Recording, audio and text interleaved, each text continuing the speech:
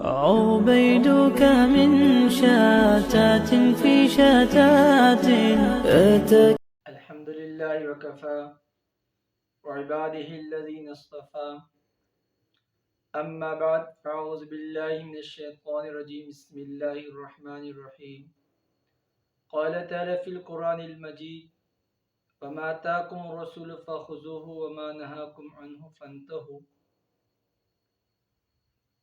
اللہ جل شانہ کا فرمان مبارک ہے، جو چیز تمہیں رسول اللہ صلی اللہ علیہ وسلم آپ کو دے آپ اس کو مضبوطی سے پکڑے، یعنی ان پر عمل کر لے۔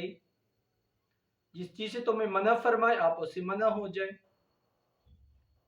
اور آج انشاءاللہ ہم پیارے حبیب علیہ السلام مبارک کی سنت کے بارے میں، نبی علیہ السلام کا سنت ہمیں جو سمجھائے ہیں، طریقے ہمیں سمجھائے ہیں، اس کے بارے میں ہم کلام کریں گے۔ الحمدللہ اس سے پہلے بھی ہم بات کر چکے تھے، لیکن ابھی بھی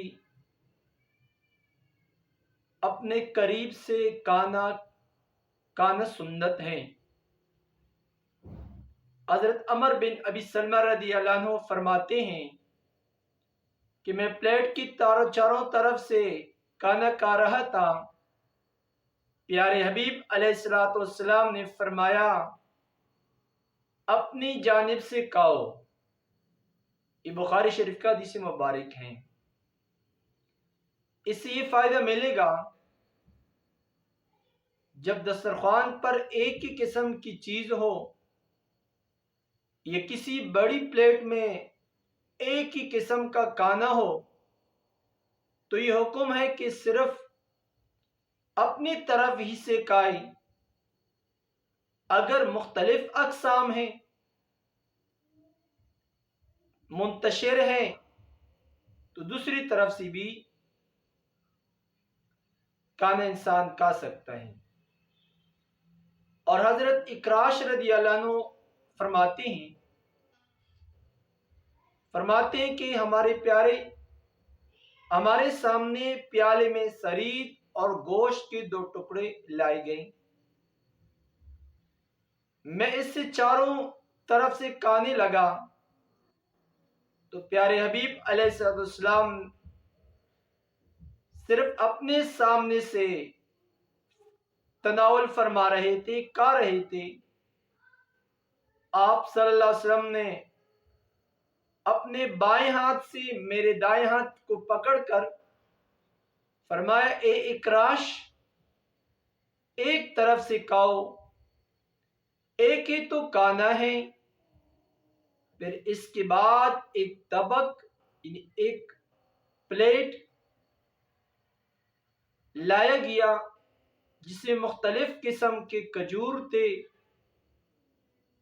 تو میں صرف اپنے سامنے سے ہی وہ کھجور میں کھا رہا تھا، تو پیارے حبیب علیہ السلام نے فرمایا،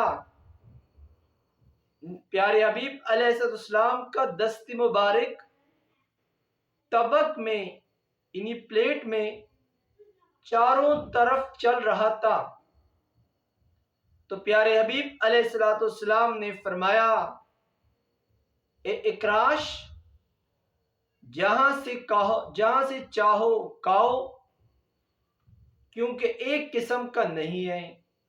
یہ حدیث مبارکہ مشکات شریف کا ہے۔ اس سے بات معلوم ہو گئی کہ پلیٹ یا دسترخوان پر مختلف اشیاء ہیں، مختلف چیزیں ہیں، تو حسب خواہش دوسری جانب سے بھی ہاتھ بڑھا کر لیا جا سکتا ہے، اور یہ طریقہ خلاف سنت نہیں ہے، حرص کی علامت بھی نہیں ہے۔ اور دوسری بات یہ بات معلوم ہو گئی، کھانے کے دوران غلطی کی اصلاح کی جا سکتی ہے۔ اللہ جل شانہ ہم سب کو پیارے حبیب علیہ السلام مبارک کی اتباع نصیب فرمائی۔ وآخر دعوانا الحمدللہ رب العالمین۔